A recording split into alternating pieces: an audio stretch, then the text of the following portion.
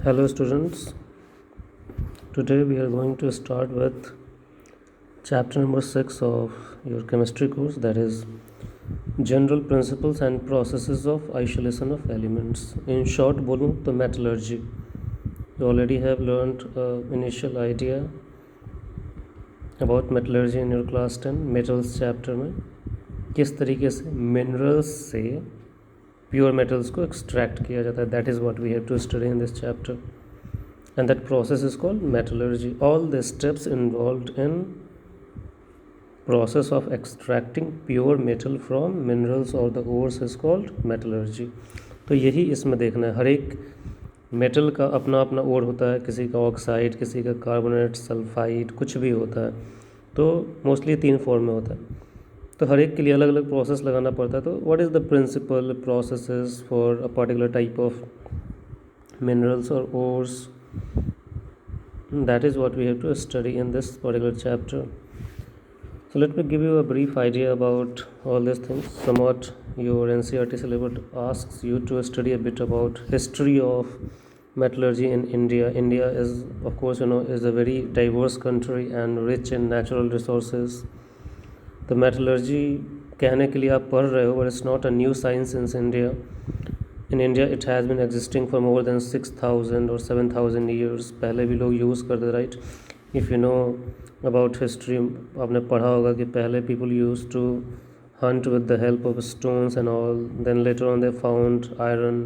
तो उससे उन्होंने अपना वो बनाया, क्या बोलते हैं, इंस्ट्रूमेंट्स वगैरह बनाया और फिर उससे हंटिंग वगैरह शुरू किया. तो क्यों पॉसिबल था? Because they could know about iron. उन्हें पता होगा आयरन के बारे में, आयरन उन्हें कहीं से मिला होगा, फिर उन्होंने उसका प्योर फॉर्म बनाया.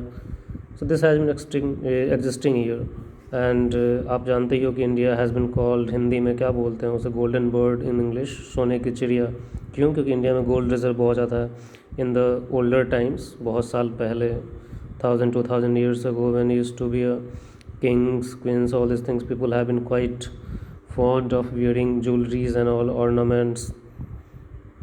ठीक है, तो इंडिया के लिए सब कुछ नई चीज़ नहीं है.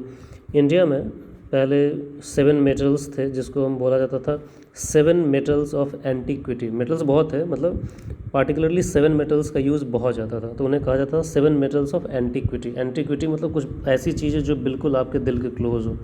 उन मेटल्स का नाम था gold, copper, silver, lead, iron, tin and mercury. इनका सबसे ज़्यादा यूज़ था. तो इसी कारण इन सातों को एक अलग नाम दिया गया था, 7 मेटल्स ऑफ एंटीक्विटी, जो पूरी हिस्ट्री को रिप्रेजेंट करते हैं. किस तरीके से इनका यूज़ हुआ पूरे देश में, किस तरीके से ये लोगों के क्लोज थे. So that is what I am saying. This metallurgy process is not a new thing, it's a very old science. Okay, India में ये सब चीज़ें पहले से ही रही हैं. कैसे पता लगा इंडिया में ये सब चीज़ें इतनी पुरानी हैं? 2 चीज़ों से पता लगा. Because of the literary evidence, मतलब जो कुछ लिखी हुई जो हिस्ट्री की चीज़ें मिल रही हैं, मैन्युस्क्रिप्ट्स वगैरह पुरानी हज़ारों साल पहले की लिखी हुई, उससे पता लगता है कि लोग पहले भी जानते थे इसके बारे में. एंड दूसरा, आर्कियोलॉजिकल एक्सकेवेशंस. मतलब आर्कियोलॉजिकल एक्सकेवेशन का क्या मतलब, क्या होता है? खुदाई, ज़मीन की खुदाई जो करते हैं, तो उसमें बहुत सारे पुराने पुराने चीज़ मिलते, देखते हो हज़ारों साल पुरानी चीज़ें मिलती हैं. तो अब हज़ारों साल पुरानी, सपोज़ करो किसी की ज्वेलरी मिली, ऑर्नामेंट मिला, तो इसका मतलब क्या है? उस समय लोग जानते थे गोल्ड के बारे में, सिल्वर के बारे में, तभी तो उन्होंने ऑर्नामेंट बनाया, राइट. तो ये 2 चीज़ें सोर्स होती हैं जिससे कि पता लगता है कि हिस्ट्री के बारे में कि पहले वो चीज़ हुआ था या नहीं. तो लिटरेरी एविडेंस मतलब written evidence and archaeological excavations. ठीक है, लोग जानते थे उसके बारे में, कॉपर के बारे में. Iron of course is an important thing, किसी भी इंस्ट्रूमेंट में यूज़ होता है. हड़प्पन सोसाइटी वगैरह जो था वो सब बहुत ज़्यादा कॉपर वगैरह को यूज़ किया था उन्होंने. ठीक है, हरियाणा, राजस्थान, गुजरात, मध्य प्रदेश, बिहार, ये सब बहुत ज़्यादा क्या हैं, रिच हैं मेटल्स वगैरह में. ठीक है, और इनमें जो सिविलाइजेशन था, जो लोग रहते थे, उनको बोला भी जाता था चैल्कोलिथिक कल्चर. क्या? Chalcolithic culture. चैल्कोलिथिक का मतलब होता है कॉपर. कॉपर के ऑब्जेक्ट्स आज भी मिलते हैं, कॉपर के ग्लास, बर्तन, जो कुछ भी होता है, देखते हो एक्सकेवेशन होता है, मतलब खुदाई होती है, तो बहुत सारी पुरानी चीज़ें मिलती हैं, तो उसको बोलते हैं चैल्कोलिथिक. पूरे एज को ही बोला जाता है चैल्कोलिथिक एज. चैल्को पायराइट्स या कॉपर पायराइट्स मतलब सल्फाइड ऑफ कॉपर, Cu2S और Cus, कॉपर के प्लेट, रॉक पे कुछ इंस्क्रिप्शंस किए हुए ये सब चीज़ें खुदाई वगैरह में मिली हैं। कॉपर प्लेट्स जिसको हिंदी में ताम्रपत्र बोलते हैं, उस पे लोग लिखने का काम करते थे, राइट। हिंदी में पढ़ा होगा आपने ताम्रपत्र वगैरह, उस पे ही इंस्क्रिप्शंस होता था, मतलब कुछ चीज़ें लिखी जाती थी एंड उसको लोग यूज़ करते थे इन्विटेशंस वगैरह के लिए भी। तो वो सब चीज़ें मिलती हैं खुदाई में।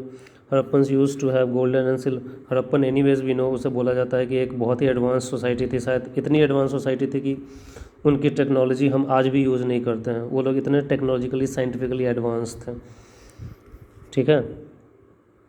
बैंगल्स, पेंडेंट्स, बीड्स, रिंग्स, ये सब चीज़ें उस समय की भी मौजूद हैं, जो कॉपर, गोल्ड, ब्रॉन्ज, इन सब चीज़ों के बने हुए, मतलब Indus valley civilisation, Mohenjodaro, Harappan वगैरह ये सब चीज़ें, ठीक है। हमारे पास जो वेदास हैं उसमें एक ऋग्वेदा है। ऋग्वेदा भी बताता है किस तरीके से गोल्ड वगैरह के डिपॉजिट्स इंडिया में कहाँ कहाँ मौजूद हैं। सिंधु रिवर जो पाकिस्तान में है, वहाँ पहले तो सब कुछ एक ही था कंट्री, तो उसके बारे में बताता है कि उसके किनारे पे गोल्ड की रिज़र्व हुआ करती थी, अब बहुत ज़्यादा नहीं है वहाँ पे। मानसरोवर रीजन में इंडिया में अब गोल्ड के डस्ट अब मोस्टली कहाँ पे बच गए हैं, कर्नाटका में बच गए हैं। वो कर्नाटका में आपने एक मूवी भी देखी होगी KGF, कोलार गोल्ड फील्ड बोला जाता है उसे, KGF, कोलार गोल्ड फील्ड, उसी के नाम पे है, ठीक है। That is the only reserve of India rich in gold, more than 99%। बाकी 1% इधर उधर कहीं कहीं से चीज़ें मिलती हैं, ठीक है। अर्थशास्त्र में कौटिल्य मतलब चाणक्य, उसने एक्सप्लेन किया है इन सब चीज़ों को। तो कहने का मतलब है कि चीज़ें इतनी ये नहीं है कि नहीं है। मेटलर्जी वगैरह हम तो पढ़ेंगे ही जो भी पढ़ना है, लेकिन ये सब चीज़ें बहुत पहले से एग्जिस्ट कर रही है। रेडियो कार्बन मेथड जो यूज़ करते हैं सब्सटेंसेस का एज पता लगाने के लिए, ये कुछ नया नहीं है, ये सब बहुत पुराना चीज़ है। रेडियो कार्बन मेथड भी अब आज हम अपने बुक में पढ़ते हैं, अलग चीज़ है। उस समय लोग वही सब चीज़ें करते थे, यूज़ करते थे, ठीक है। अभी अपने उत्तर प्रदेश में भी कुछ एक्सकेवेशन किया गया, खुदाई वगैरह, तो ये सब मिला गया। आयरन के फर्नेस मिले हैं, ठीक है। कि स्लैग्स वगैरह मतलब वेस्ट मटेरियल्स वगैरह मिले हैं, उससे पता लगाया है ये सारी चीज़ें कि पहले भी आयरन की स्मेल्टिंग मैन्युफैक्चरिंग वगैरह होता था, आयरन को यूज़ किया जाता था, मतलब विंध्य रीजन उसमें और गंगा किनारे वगैरह में।